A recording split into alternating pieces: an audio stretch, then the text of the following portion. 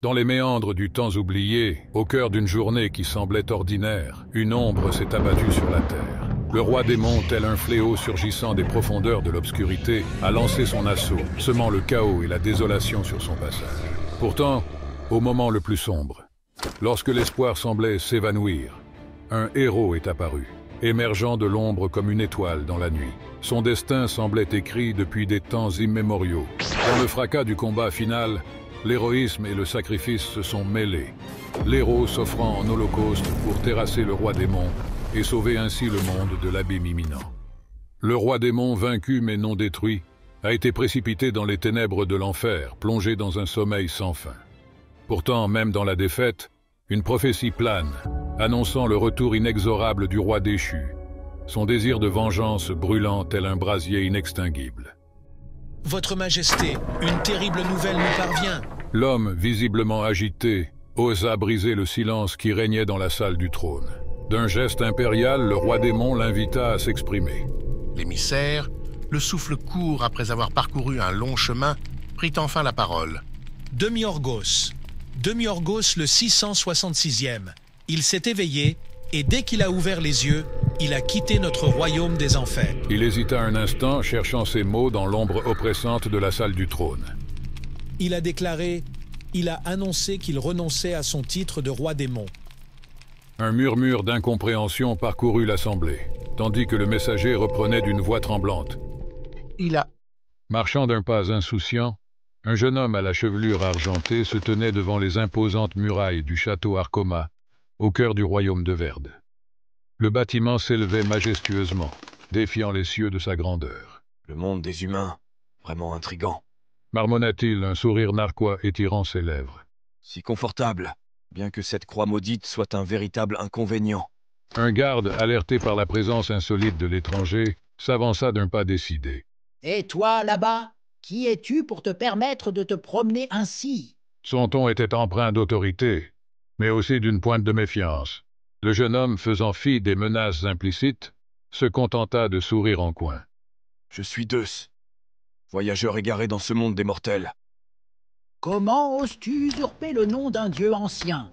Si tu tiens à ta vie, décampe avant que je ne te crucifie de mes propres mains. » Deus, feignant l'innocence, s'enquit du pouvoir du royaume de Verde. « Est-il assez fort pour m'accepter comme souverain ?» lança-t-il d'un ton calme, bien que teinté d'une assurance à peine dissimulée. « Tu oses insulter la famille royale? Ta mort seule peut laver notre honneur. » Un regard suffit au roi pour anéantir son adversaire.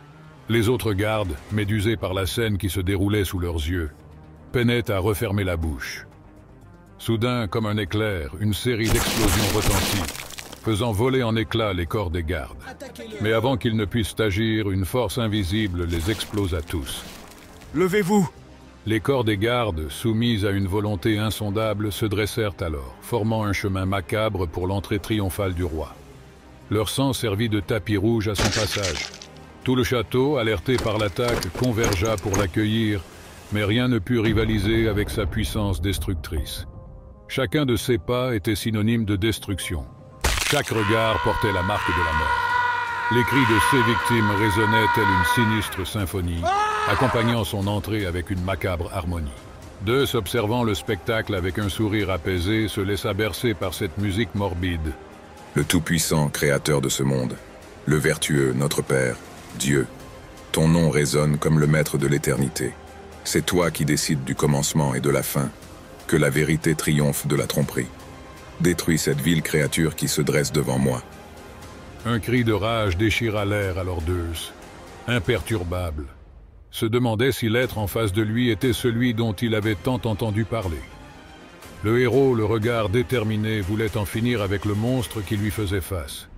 Tu ne pourras pas avancer. J'ai été béni par Dieu. Il se peut que je ne sois pas un pur sang, mais je vais te vaincre. Deus arrête l'attaque avec une aisance déconcertante.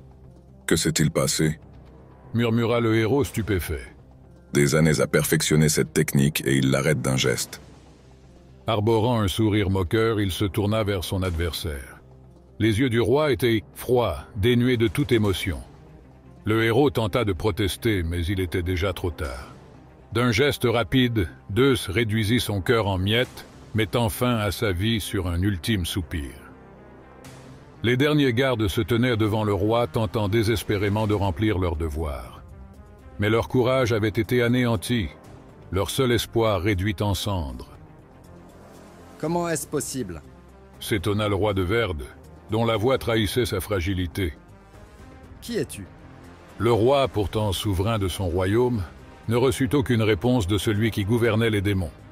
Un soldat impudent, ignorant sa place, se permit de protester. Comment oses-tu ne pas répondre à notre majesté? Un clic sinistre retentit, suivi d'une détonation sourde. Deus, fixant ses intrus avec un regard glacial, fit taire toute opposition. Plus personne n'osa s'élever contre lui. Déployant ses ailes de démon, il survola ces insignifiants pour se poser devant le trône. Que veux-tu? L'argent? La noblesse? Le pouvoir? Je te donnerai tout ce que tu désires. Personne ne pouvait se placer au-dessus de Deus. Personne. Et ce qu'il désirait, c'était le royaume. C'est impossible. Murmura l'homme âgé, réalisant enfin. Je le sais maintenant. Répliqua le roi, méprisant les propos de cet arrogant prétentieux. Tu veux ma fille? Ma fille est la fierté du continent, la fleur de la famille royale. Mais le roi ne se souciait guère d'une enfant gâtée. Tout ce qui l'intéressait, c'était la famille royale. Pourquoi désires-tu ce qui ne t'appartient pas? Osa demander l'homme âgé. Cette question fut la goutte de trop. Le roi démon, le regard menaçant, demanda à cet homme si tout cela lui appartenait. Bien sûr, le royaume est la propriété de la famille royale. Avec un raisonnement implacable, le monarque conclut qu'il pouvait prendre le royaume s'il le désirait. Cette réponse fut suivie d'une explosion dévastatrice, ne laissant derrière elle que ruines et cadavres. Regardant avec nonchalance les dégâts qu'il venait de causer, le roi démon réalisa que personne n'avait survécu.